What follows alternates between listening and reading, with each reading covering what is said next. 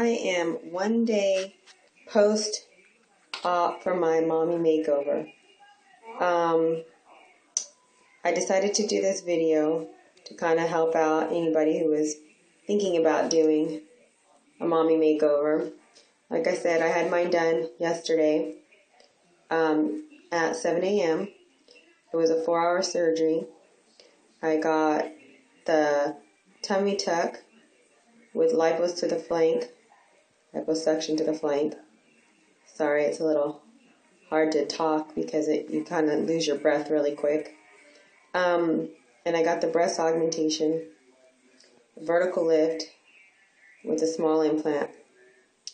The few things that I do want to tell you guys are you need to make sure that when you go into the surgery and you are on your way home, you need to bring a pillow so that way you can squeeze and hold a pillow on the way home to avoid any bumps and things like that.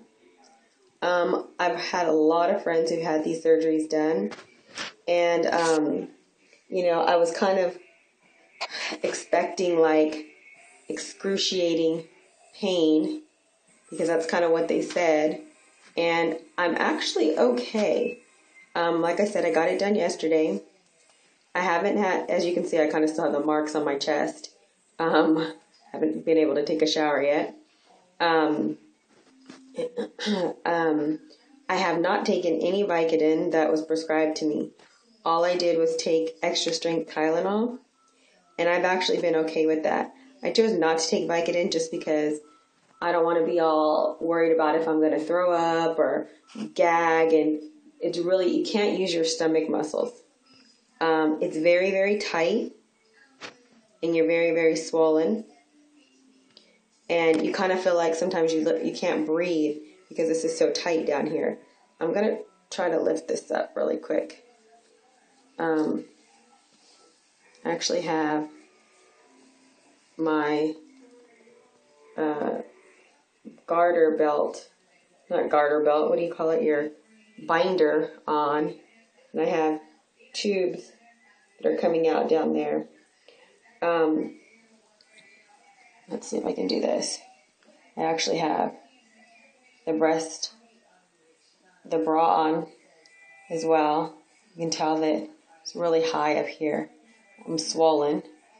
I went to my post-op appointment today as well, so I got to see my stomach for the first time. Of course, I had to take a look yesterday when I got home from surgery because I didn't see it. And it was really swollen, and I was like, oh my gosh, it's all bunched up here, and it was like fat when I kind of looked down here, and I was like, oh my gosh.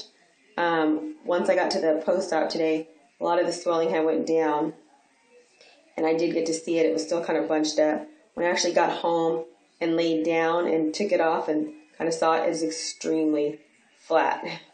Extremely flat. But I'm very, very swollen. Everybody tells you need to go ahead and choose your doctors wisely and things like that. I had a really, really good doctor. My sister-in-law went to him about 4 months ago, and hers turned out really well. A few things that I can tell you beforehand. You just got to look and make sure they're board certified plastic surgeons. And excuse my talking because I kind of get out of breath. Also, too, if you pay in cash, they're more willing to work with you on the price. I know that's what they did with me, and I did get a fairly good price for that. Also, if you're flexible with your date of the surgery, they're able to work with you as well. So a few things before the surgery that I would recommend. Obviously, you want to go in sweatpants and a zip-up jacket. I had like a bra on with like a razorback workout shirt. I already knew that was going to come off. And flip-flops. You can't wear your nail polish. You want no makeup, hair in the ponytail. On the way home, make sure you get that pillow. You're going to be really, really groggy from the anesthesia. I can hear, like, as my husband's driving, I can hear his conversations and stuff, but I can kind of remember only a few things about it. Even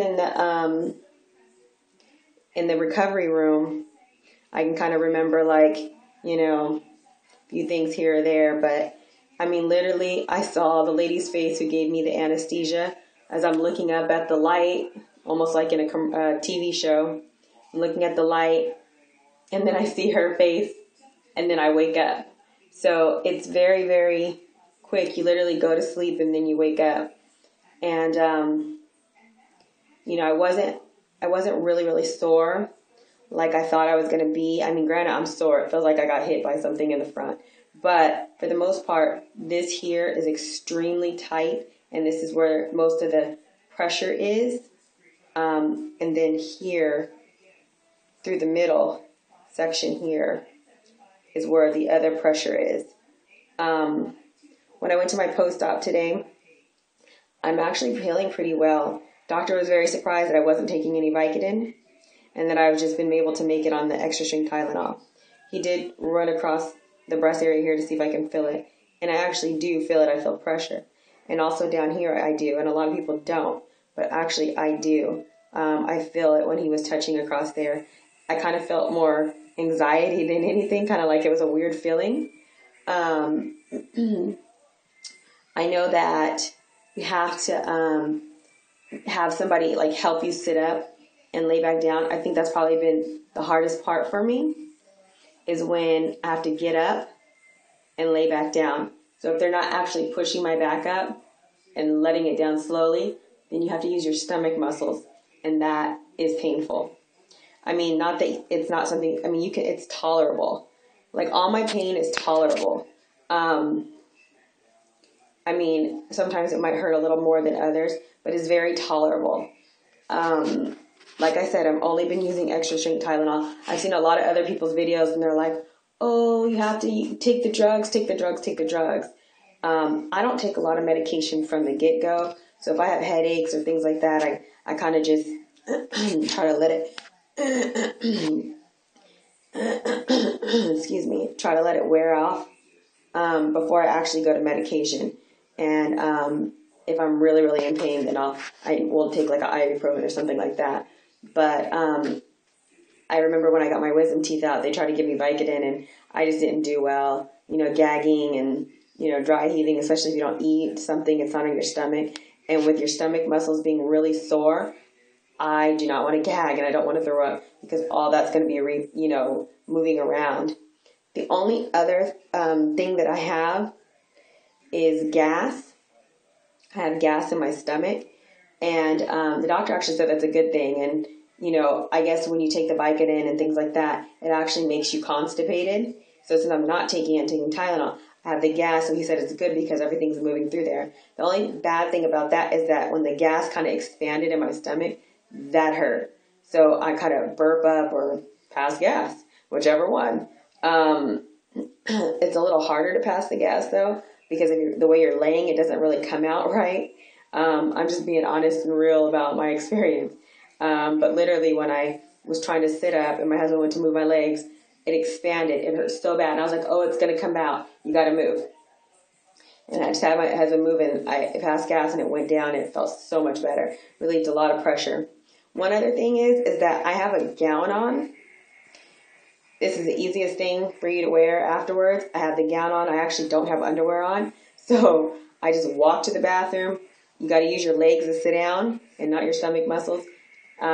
Sit down, squat, use your legs, use the bathroom, wipe yourself. I have little wipes in here as well to keep clean, and sit up and go right back to the bed.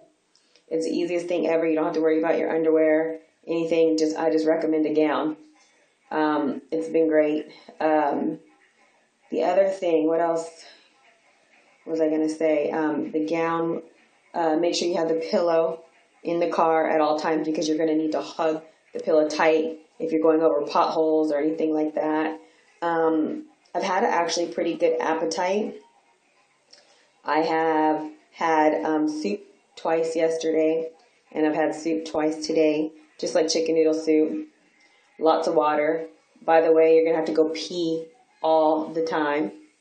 So I try to go, it's sometimes every 2 hours, it could be every 4 hours. What I've been trying to do is take my medication every 4 hours, 4 to 5 hours now.